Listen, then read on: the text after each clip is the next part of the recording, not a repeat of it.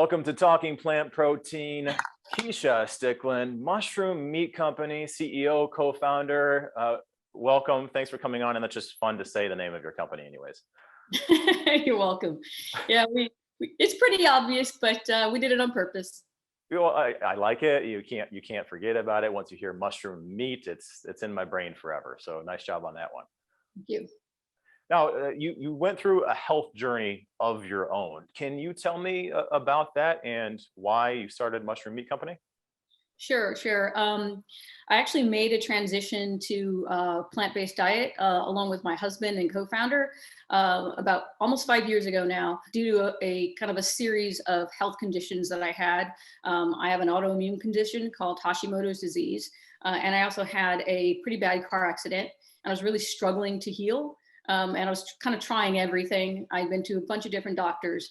And then actually a friend of ours recommended a naturopath, a doctor that kind of helps you heal through food and, and herbs and things like that. And it honestly sounded a little too good to be true, but I was kind of willing to try anything at that point. And she actually took us through a plant-based detox and then, a whole regimen with herbs and so on. And it was really the first time in years I had been without pain. I was in constant pain. And so I was kind of sold at that point. And she kind of recommended transitioning to a plant-based diet long-term. And that's exactly what we did. And we actually considered starting another sort of health-focused business where we'd actually help other people heal from, various ailments using a plant-based diet. And we worked with a few people, sort of apprenticed, and really found that the biggest struggle that we were seeing was actually the struggle we had ourselves, which was food cravings. And, one of the biggest things, of course, we craved was meat. And sometimes it was not even just about cravings, it was about the familiarity and the dishes that we grew up with and all of that. And we had 2 teenage kids at home and they wanted familiar foods, but I wasn't cooking animals anymore. And so it was like, how do we get to that? And I started experimenting with a bunch of things, and including mushrooms. And I also do a bunch of other types of fermentation and things like that. And was really creating things that were really starting to recreate some of the textures and flavors and all of that of meat. My husband and I got into mushroom growing. We were, actually cultivating mushrooms of our own, et cetera. And he was like, no, I think this is what we need to do, which is pretty crazy because we both spent over 20 years in software. And Wow. So, leaving behind, careers that we had, built up for 20 plus years and stable incomes and all of that to start a startup was, well, quite a journey, let's just say. It sounds like a journey. So let food be thy medicine, and now hopefully let food be thy income. That's but what about your kids? What do they think about this, and how did they adapt to this new lifestyle? Yeah, I think they think it's really cool, but part of it was because we didn't force it on them. Basically said, okay, look, in the home, this is the way we're eating now. But like I said, I try to make it as familiar as possible to them. And so, I have 3 boys. One of them is now vegetarian.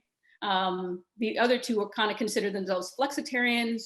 They eat plants most of the time, but they eat little bits of meat. Okay, that's fair. That's great that you gave them the ability. I've got a 4-year-old kid, and we try not to, force things on him, and I find that's much better that way. So doing this and healing yourself and helping your kids go more plant-based or plant-focused, how does that feed, I guess pun intended, your mission with Mushroom Meat Company? Well, in general, our mission is to make it easy to eat plant-based without compromising, and that's compromising on taste, ingredients, or your impact on the planet. We realize that people make that change for a lot of reasons. We made it for a health reason, and so we're a health first company. But at the end of the day, we really felt like when we looked at the market that most of what was out there, was starting to hit the mark in terms of taste and texture and that kind of thing, but really wasn't made of the ingredients that we wanted to put in our bodies. They weren't basically recognizable ingredients that I had in my kitchen cabinet. And we thought, you know what? It'll be a really good challenge to actually create something that is, meat-like in taste and texture and that satiates people, but that is actually made of a superfood, and, that doesn't include chemically modified ingredients or methyl cellulose or modified food starch and those types of things. Yeah, and that's great. And speaking of how different foods are made, there's all these different, plant-based meats and things like that. And mycelium and using the root of the mushroom. Now you guys are using more of the meat. Why go towards that route? Well, funny enough, we actually started down the mycelium route. As we were cultivating mushrooms, you can't grow mushrooms without growing mycelium, right? It's not technically the root, but people like to call it that. It's actually the core of the organism. And the mushrooms, or the fruiting body, if you will, is actually like the fruit coming off of a tree. So it's more like the tree and the tree's fruit. And since, of course, the fruit comes up above the ground and the mycelium's in the ground, it's actually the fruit of the mushroom that we have, as human beings consumed for, tens of thousands of years. And so for us, we kind of went back and forth because a lot of the companies, I believe, that are working with mycelium are focused on it because of the fact that it's part of the fungal kingdom, and filamentous fungi, and the filaments are very similar in size and texture to that of meat. And when you work with that, you can shape it a little bit more than you typically can a mushroom that has a predefined shape. We actually thought it might be more of a challenge to work with the fruiting bodies that people know and love, and to be able to, to produce meat alternatives using something that was more recognizable to them. The other thing is the fact that mycelium in general, there's a bunch of different types of fungi out there that kind of not all created equal from a nutritional perspective, and lots of them aren't even from mushrooms. And so we really wanted to focus on making sure that we were providing nutritious food that was well researched in terms of nutrition and bioactive properties. And so we chose mushrooms. Oh, there you go. Now, how does this affect your sustainability, and the factor in helping the environment?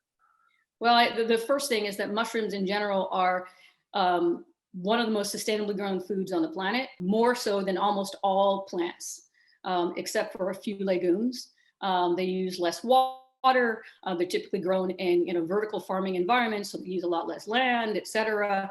And then we also supplement the protein in our ingredients or in our products with plant proteins that are upcycled.